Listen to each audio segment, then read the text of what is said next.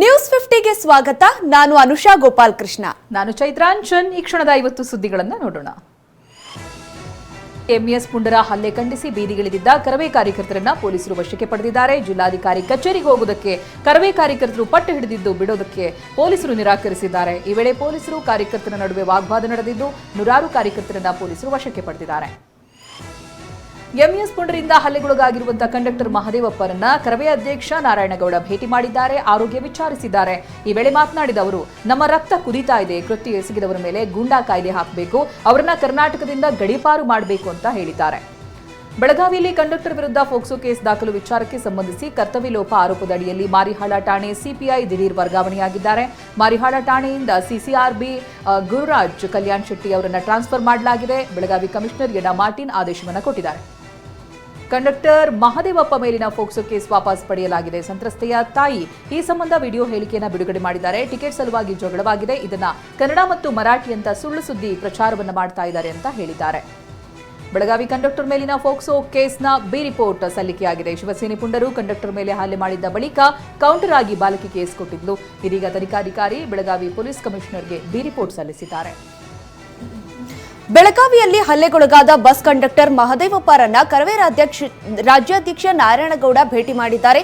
BIMS ಆಸ್ಪತ್ರೆಯಲ್ಲಿ conductor ಆರೋಗ್ಯ ವಿಚಾರಿಸಿದ್ದಾರೆ. ಕರವೇ ಮುಖಂಡರು ಮಹದೇವಪ್ಪಗೆ ಧೈರ್ಯ ತುಂಬಿದ್ದಾರೆ.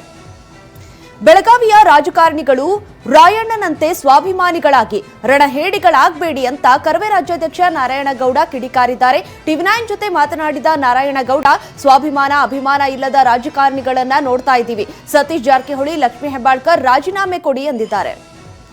ಶಿವಸೇನೆ ಅಲ್ಲ, ಮಹಾರಾಷ್ಟ್ರದ ಗೂಂಡಾಗಳ ಸೇನೆ ಅಂತ ಕರವೇ ರಾಜ್ಯಾಧ್ಯಕ್ಷ ನಾರಾಯಣಗೌಡ ಗುಡುಗಿದ್ದಾರೆ. ಮಹಾರಾಷ್ಟ್ರದಲ್ಲಿ ಶಿವಸೇನೆ ಪಾಕಿಸ್ತಾನಿಗಳಂತೆ ಕ್ರೂರರಂತೆ ವರ್ತಿಸ್ತಾ ಇದ್ದಾರೆ. ನಾನು ಎಂಇಎಸ್ ಗೂಂಡಾಗಳಿಗೆ ಎಚ್ಚರಿಕೆ ಕೊಡಲು ಬಂದಿದ್ದೇನೆ ಎಂದಿದ್ದಾರೆ.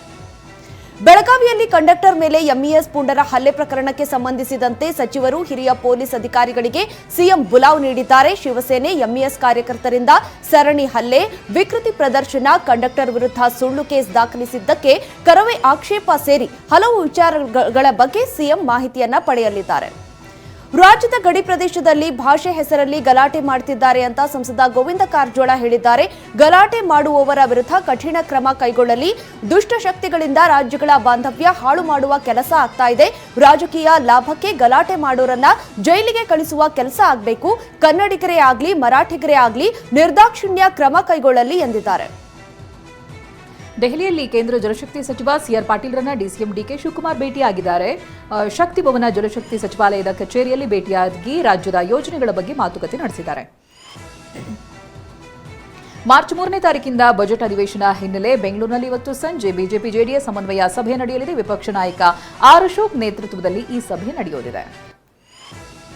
ಶಾಸಕರ ಭವನದ ಮುಂದೆ ನಿಂತಿದ್ದ ಎಂಎಲ್ಎ ಸರ್ಕಾರಿ ಕಾರಿಗೆ ಪೊಲೀಸ್ ಜೀಪ್ ಡಿಕ್ಕಿ ಆಗಿದೆ. ಶಿವಲಿಂಗೇಗೌಡರ ಸರ್ಕಾರಿ ಇನೋವಾ ಕಾರ್ಗೆ ಜೀಪ್ ಡಿಕ್ಕಿ ಹೊಡೆದ ಘಟನೆ ಶಾಸಕರ ಭವನ 2ರ ಮುಂಭಾಗದಲ್ಲಿ ನಡೆದಿದೆ. ಪೊಲೀಸ್ ಜೀಪ್ ಡಿಕ್ಕಿ ಪರಿಣಾಮ ಶಾಸಕರ ಕಾರು ಜಖಂಗೊಂಡಿದೆ. ಬೆಂಗಳೂರಿನ ಪೈಪ್ಲೈನ್ನಿಂದ ಸುಂಕದಕಟ್ಟೆವರೆಗಿನ ಗುಂಡಿ ಬಿದ್ದ ರಸ್ತೆಯಲ್ಲಿ ವಾಹನ ಸವಾರರು ಪರದಾಡಿದ್ದಾರೆ. ಬಿಬಿಎಂಪಿ ಗುಂಡಿ ಬಿದ್ದ ರಸ್ತೆಗೆ ಈವರೆಗೆ ಟಾರ್ ಹಾಕಿಲ್ಲ, ಆದಷ್ಟು ಬೇಗ ರಸ್ತೆಗಳನ್ನು ಸರಿಪಡಿಸಿ ಅಂತ ಆಗ್ರಹಿಸಿದ್ದಾರೆ. ಬ್ಯಾಂಕ್ ಆಫ್ ಬರೋಡಾ ಬ್ಯಾಂಕ್ನಲ್ಲಿ ದರೋಡೆಗೆ ವಿಫಲ ಯತ್ನ ನಡೆಸಿರುವ ಘಟನೆ ಮಂಡ್ಯ ಜಿಲ್ಲೆ ನಾಗಮಂಗಲ ತಾಲೂಕಿನ ದೇವಲಾಪುರ ಗ್ರಾಮದಲ್ಲಿ ನಡೆದಿದೆ. ತಡರಾತ್ರಿ ಬ್ಯಾಂಕ್ನ ಕಿಟಕಿ ಸರ್ಕುಲರ್ನ ಕತ್ತರಿಸಿ ಬ್ಯಾಂಕ್ನೊಳಗೆ ನುಗ್ಗಿರೋ ಕಳ್ಳರು ಲಾಕರ್ ಒಡೆಯಲು ಯತ್ನಿಸಿ ಸಾಧ್ಯವಾಗದೇ ಇದ್ದಾಗ ಬರಿಗೈಯಲ್ಲಿ ವಾಪಸ್ ಹೋಗಿದ್ದಾರೆ. ಉಡುಪಿಯ ಮಲ್ಪೆ ಸೆಂಟ್ ಮೇರೀಸ್ ದ್ವೀಪದಲ್ಲಿ ಒಮಾನ್ ಮೂಲದ ಮೀನುಗಾರಿಕಾ ಬೋಟ್ ಪತ್ತೆಯಾಗಿದೆ. ಬೋಟ್ನಲ್ಲಿ ತಮಿಳುನಾಡು ಮೂಲದ ಮೀನುಗಾರರು ಪತ್ತೆಯಾಗಿದ್ದಾರೆ. ಚಿಕ್ಕಮಗಳೂರು ಜಿಲ್ಲೆಯಲ್ಲಿ ಕಾಡಾನೆಗಳು ನೂರಾರು ಅಡಿಕೆ ಮರಗಳನ್ನು ನಾಶ ಮಾಡಿವೆ. ಎನ್ಆರ್ಪುರ ತಾಲೂಕಿನ ಬಾಳೆಕೊಪ್ಪದ ರೈತರು ಕಂಗಾಲಾಗಿದ್ದಾರೆ. ವೇತನ ಹೆಚ್ಚಳಕ್ಕೆ ಆಗ್ರಹಿಸಿ ಆರೋಗ್ಯ ಇಲಾಖೆಯ ಸಾಫ್ಟ್ ನರ್ಸ್ಗಳನ್ನು ಬೀದಿಗಿಳಿದಿದ್ದಾರೆ. ರಾಜ್ಯದ ಗುತ್ತಿಗೆ ನರ್ಸ್ಗಳು ಬೆಂಗಳೂರಿನ ಫ್ರೀಡಂ ಪಾರ್ಕ್ನಲ್ಲಿ ಅನಿರ್ದಿಷ್ಟಾವಧಿ ಅಹೋರಾತ್ರಿ ಧರಣಿ ಮಾಡ್ತಾ ಇದ್ದಾರೆ. ದರ್ಶನ್ ಅಂಡ್ ಗ್ಯಾಂಗ್ನಿಂದ ರೇಣುಕಾಸ್ವಾಮಿ ಕೊಲೆ ಪ್ರಕರಣಕ್ಕೆ ಸಂಬಂಧಿಸಿದಂತೆ 17 ಆರೋಪಿಗಳು ಕೋರ್ಟ್ಗೆ ಹಾಜರಾಗಿದ್ರು. A1 ಪವಿತ್ರ, A2 ದರ್ಶನ್ ಸೇರಿ 17 ಆರೋಪಿಗಳು ಕೋರ್ಟ್ ವಿಚಾರಣೆ ಎದುರಿಸಿದ್ರು. ಕೊಲೆ ಆರೋಪಿಗಳಾಗಿರುವಂತಹ ದರ್ಶನ್ ಹಾಗೆ ಪವಿತ್ರ ಗೌಡ ನಡುವೆ ಮುನಿಸು ಉಂಟಾಗಿದೆ ಅನ್ನುವಂಥ ಪ್ರಶ್ನೆ ಎದುರಾಗಿದೆ. ಕೋರ್ಟ್ ವಿಚಾರಣೆಗೆ ಹಾಜರಾಗಿದ್ದಂತಹ ದರ್ಶನ್ ಹಾಗೆ ಪವಿತ್ರ ಗೌಡ ಮುಖಾಮುಖಿಯಾದರೂ ಮಾತನಾಡಲಿಲ್ಲ. ರೇಣುಕಾಸ್ವಾಮಿ ಕೊಲೆ ಪ್ರಕರಣದ ಆರೋಪಿ ದರ್ಶನ್ ಇವತ್ತು ಅಭಿಮಾನಿಗಳನ್ನ ಭೇಟಿಯಾಗಿದ್ದಾರೆ. ಕೋರ್ಟ್ಗೆ ಹೊರಡುವ ಮುನ್ನ ಬೆಂಗಳೂರಿನ ಆರ್ಆರ್ ನಗರದ ಮನೆ ಮುಂದೆ ಫ್ಯಾನ್ಸ್ ಅನ್ನ ಮೀಟ್ ಮಾಡಿದ್ದಾರೆ. ಕೋಲ್ಕತ್ತಾದಲ್ಲಿ ಮೃತದೇಹವನ್ನ ನದಿಗೆ ಎಸೆಯೋದಕ್ಕೆ ಯತ್ನಿಸಿರುವಂತಹ ತಾಯಿ ಮಗಳು ಸಿಕ್ಬಿದ್ದಿದ್ದಾರೆ. ಸಂಬಂಧಿಯನ್ನ ಕೊಂದಂತ ತಾಯಿ ಮಗಳು ಟ್ರಾವೆಲ್ ಬ್ಯಾಗ್ನಲ್ಲಿ ಮೃತದೇಹವನ್ನ ಇಟ್ಕೊಂಡು ಎಸೆಯೋದಕ್ಕೆ ಅಂತ ಹೋದಾಗ ರೆಡ್ ಹ್ಯಾಂಡ್ ಆಗಿ ಸಿಕ್ಕಾಕೊಂಡಿದ್ದಾರೆ. ಸಾಲಗಾರರ ಕಿರುಕುಳದಿಂದ ಬೇಸತ್ತು ಪಡಿತರ ವಿತರಕ ಆತ್ಮಹತ್ಯೆ ಮಾಡಿಕೊಂಡಿದ್ದಾರೆ. ಕೊಪ್ಪಳ ಜಿಲ್ಲೆ ಕುಷ್ಟಗಿ ತಾಲೂಕಿನ ಬೆನಕನಹಾಳ ಗ್ರಾಮದ ಎಂಕಪ್ಪ ನಿನ್ನೆ ವಿಷ ಸೇವಿಸಿದ್ರು. ಚಿಕಿತ್ಸೆ ಫಲಿಸದೆ ಸಾವನ್ನಪ್ಪಿದ್ದಾರೆ. ದಾವಣಗೆರೆಯ ಜಗಳೂರಿನಲ್ಲಿ ಮೈಕ್ರೋ ಫೈನಾನ್ಸ್ ಸಂಸ್ಥೆಗಳ ಕಿರುಕುಳದ ವಿರುದ್ಧ ರೈತ ಸಂಘ ಪ್ರತಿಭಟನೆ ನಡೆಸಿದೆ. ಹೊಸ ಕಾಯ್ದೆ ಜಾರಿಗೆ ಬಂದರೂ ಗ್ರಾಮೀಣ ಪ್ರದೇಶದಲ್ಲಿ ಮೈಕ್ರೋ ಫೈನಾನ್ಸ್ ಟಾರ್ಚರ್ ಹೆಚ್ಚಾಗಿದೆ ಅಂತ ಪ್ರತಿಭಟನೆ ಮಾಡಿದ್ದಾರೆ. ಪ್ರಯಾಗ್ರಾಜ್ಗೆ ತೆರಳಿದ್ದ ರಾಜ್ಯದ 2 ಮೃತಪಟ್ಟಿದ್ದಾರೆ. ಗುಜರಾತ್ನ ಪೋರ್ಬಂದರ್ ಬಳಿ ಅಪಘಾತ ಸಂಭವಿಸಿದೆ. ವಿಜಯಪುರ ಜಿಲ್ಲೆ ಚಡಚಣಪಟ್ಟಣದ ವಿಶ್ವನಾಥ್ ಅವಜಿ, ಮಲ್ಲಿಕಾರ್ಜುನ ಸದ್ದಲ್ಗಿ ಉಸಿರು ಚೆಲ್ಲಿದ್ದಾರೆ. ಉತ್ತರ ಕನ್ನಡ ಜಿಲ್ಲೆ ಹೊನ್ನಾವರದ ಕಾಸರಗೋಡಿನಲ್ಲಿ ಬಂದರು ನಿರ್ಮಾಣ ವಿರೋಧ ವ್ಯಕ್ತವಾಗಿದೆ. ಸ್ಥಳೀಯರು ಬೃಹತ್ ಪ್ರತಿಭಟನೆ ನಡೆಸಿದ್ದಾರೆ. ಶಾಲಾ ಮಕ್ಕಳು ತರಗತಿ ಬಹಿಷ್ಕರಿಸಿ ಹೋರಾಟವನ್ನ ಮಾಡಿದ್ದಾರೆ. ಯಾದಗಿರಿ ಜಿಲ್ಲೆಯಲ್ಲಿ ಶಿಕ್ಷಕನನ್ನ ಅಮಾನತು ಮಾಡಿದ್ದಕ್ಕೆ ವಿದ್ಯಾರ್ಥಿಗಳು ಸಿಡಿದಿದ್ದಾರೆ. ಮಕ್ಕಳ ಕೈಯಿಂದ ಚರಂಡಿ ಸ್ವಚ್ಛಗೊಳಿಸಿರುವ ಆರೋಪದ ಹಿನ್ನೆಲೆಯಲ್ಲಿ ವಡಗೇರ ತಾಲೂಕಿನ ಕ್ಯಾತನಾಳ್ ಶಾಲೆಯ ಮುಖ್ಯ ಶಿಕ್ಷಕ ಶರಣಪ್ಪ ಬಾಗ್ಲಿಯನ್ನ ಅಮಾನತು ಮಾಡಲಾಗಿದೆ. ಬೆಂಗಳೂರಿನಲ್ಲಿ ಪ್ರೆಸ್ಟೀಜ್ ಗ್ರೂಪ್ ಕಚೇರಿ ಮೇಲೆ ಐಟಿ ದಾಳಿ ಮಾಡಿದೆ. 50ಕ್ಕೂ ಹೆಚ್ಚು ಐಟಿ ಅಧಿಕಾರಿಗಳು 4 ಕಡೆ ರೇಡ್ ನಡೆಸಿದ್ದಾರೆ.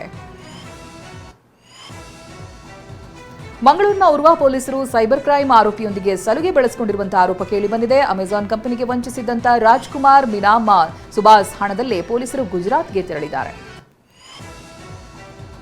ಬಳ್ಳಾರಿಯ ಶ್ರೀಕೃಷ್ಣ ದೇವರಾಯ ವಿಶ್ವವಿದ್ಯಾಲಯದಲ್ಲಿ ಭ್ರಷ್ಟಾಚಾರದ ಆರೋಪ ಕೇಳಿ ಬರ್ತಾ ಇದೆ. ಘಟಿಕೋತ್ಸವದ ಪ್ರಮಾಣ ಪತ್ರ ನೀಡುವಲ್ಲಿ ಭ್ರಷ್ಟಾಚಾರ ನಡೆದಿದೆ ಅಂತ ಹೇಳಲಾಗ್ತಾ ಇದೆ. ಚಾಮರಾಜನಗರ ಜಿಲ್ಲೆಯ ಮಹದೇಶ್ವರ ಹಾಗೂ ಕಾವೇರಿ ವನ್ಯಧಾಮದ 100 ಎಕರೆ ಕಾಡು ಬೆಂಕಿಗಾಹುತಿಯಾಗಿದೆ. ಕೊತ್ತನೂರು, ಕೌದಳ್ಳಿ, ಹನೂರು ಬಫರ್ ವಲಯ ಮತ್ತೆ ಪಿಚಿಪಾಳ್ಯ ವಲಯದಲ್ಲಿ ಬೆಂಕಿ ಕಾಣಿಸಿಕೊಂಡಿದೆ. ಕೇರಳ ರಾಜಧಾನಿ ತಿರುವನಂತಪುರಂನಲ್ಲಿ 23 ವರ್ಷದ ಯುವಕ ಅಫನ್ ಎಂಬಾತ ತನ್ನ ಪ್ರಿಯತಮೆ ಸೇರಿ ತನ್ನ ಇಡೀ ಕುಟುಂಬದ 5ರನ್ನ ಭೀಕರವಾಗಿ ಹತ್ಯೆ ಮಾಡಿದ್ದಾನೆ. ಕೇವಲ 2 ಗಂಟೆಯಲ್ಲೇ 3 ಸ್ಥಳಗಳಲ್ಲಿ 6 ಜನರನ್ನ ಕೊಂದಿದ್ದಾನೆ. ತನ್ನ ಅಜ್ಜಿ, ತಾಯಿ, ಸಹೋದರ, ಪ್ರಿಯತಮೆ ಫರ್ಷಾನ, ಚಿಕ್ಕಪ್ಪ ಮತ್ತು ಚಿಕ್ಕಮ್ಮನನ್ನ ಕೊಂದಿದ್ದಾನೆ. ಪೆರುಮಳದಲ್ಲಿರುವಂತಹ ತನ್ನ ಮನೆಗೆ ಬಂದ ಹಂತಕ ಅಫನ್ ತನ್ನ 14 ವರ್ಷದ ತಮ್ಮನ ಮೇಲೆ ಮಾರಕಾಸ್ತ್ರದಿಂದ ಒಡೆದು ಕೊಂದಿದ್ದಾನೆ. ಆ ಬಳಿಕ ಪ್ರೇಯಸಿ ಫರ್ಸಾನ ಎಂಬಾಕೆ ಮೇಲೆ ಭೀಕರ ದಾಳಿ ಮಾಡಿದ್ದಾನೆ. ಈ ದಾಳಿಯಿಂದ ಫರ್ಸಾನ ಸ್ಥಳದಲ್ಲೇ ಸಾವನ್ನಪ್ಪಿದ್ದಾರೆ. ಇನ್ನು ಗಂಭೀರವಾಗಿ ಗಾಯಗೊಂಡಿರುವ ತಾಯಿ ಗೋಕುಲಂ ವೈದ್ಯಕೀಯ ಕಾಲೇಜಿನಲ್ಲಿ ಚಿಕಿತ್ಸೆ ಪಡಿತಾ ಇದ್ದಾರೆ. ಬಂಗಾಳಕೊಲ್ಲಿಯಲ್ಲಿ ಭೂಕಂಪನವಾಗಿದ್ದು ಇದರಿಂದ ಪಶ್ಚಿಮ ಬಂಗಾಳ ಹಾಗೆ ಒಡಿಶಾದಲ್ಲಿ ಭೂಮಿ ಕಂಪಿಸಿದ ಅನುಭವ ಆಗಿದೆ. ಭೂಕಂಪನದ ತೀವ್ರತೆ 5.1ರಷ್ಟು ದಾಖಲಾಗಿತ್ತು. ಒಡಿಶಾದ ಪುರಿ, ಕೋಲ್ಕತ್ತಾ ಸೇರಿದಂತೆ ಪಶ್ಚಿಮ ಬಂಗಾಳದ ಕೆಲ ಭಾಗಗಳಲ್ಲಿ ಭೂಮಿ ಕಂಪಿಸಿದೆ. ನಾಳೆ ಮಹಾಶಿವರಾತ್ರಿ ಹಿನ್ನೆಲೆಯಲ್ಲಿ ಮಹಾಕುಂಭಮೇಳದಲ್ಲಿ ಸುಮಾರು 1 ಕೋಟಿ ಭಕ್ತರು ಪವಿತ್ರ ಸ್ನಾನ ಮಾಡುವ ನಿರೀಕ್ಷೆ ಇದೆ.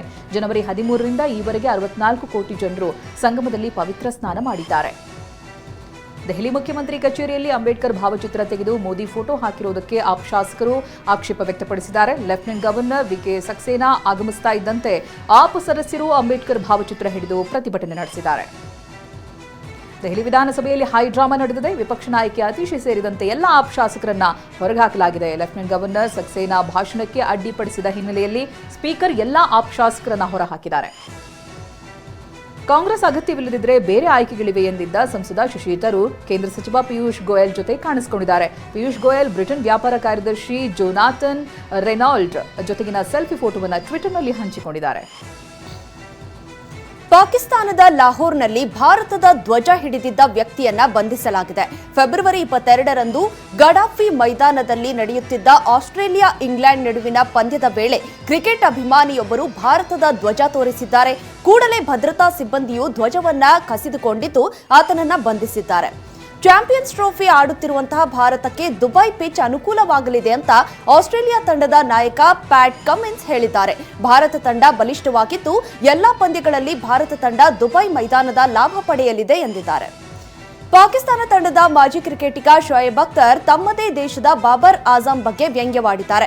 ವಿರಾಟ್ ಕೊಹ್ಲಿಗೆ ಸಚಿನ್ ರೋಲ್ ಮಾಡೆಲ್, ಆದರೆ ಬಾಬರ್ ಆಜಂ ಅವರ ರೋಲ್ ಮಾಡೆಲ್ ಟಕ್ ಟಕ್ ಅಂತ ಶೋಯಬ್ ಅಖ್ತರ್ ಬಾಬರ್ ಆಜಂರನ್ನ ಲೇವಡಿ ಮಾಡಿದ್ದಾರೆ. ನ್ಯೂ ಇಂಡಿಯಾ ಕೋಆಪರೇಟಿವ್ ಬ್ಯಾಂಕ್ 18 ಕೋಟಿ ಸಾಲ ಮನ್ನಾ ಮಾಡಿಲ್ಲ ಅಂತ ನಟಿ ಪ್ರೀತಿ ಜಿಂಟಾ ಹೇಳಿದ್ದಾರೆ. ಸಾಲ ಮನ್ನಾದ ಬಗ್ಗೆ ಕೇರಳ ಕಾಂಗ್ರೆಸ್ ಟ್ವೀಟ್ ಮಾಡಿತ್ತು. ಈ ಬಗ್ಗೆ ಸ್ಪಷ್ಟನೆ ಕೊಟ್ಟಿರುವಂತಹ ನಟಿ 10 ವರ್ಷಗಳ ಹಿಂದೆಯೇ ಸಾಲ ವಾಪಸ್ ಮಾಡಿದ್ದೀನಿ ಅಂತ ಹೇಳಿದ್ದಾರೆ.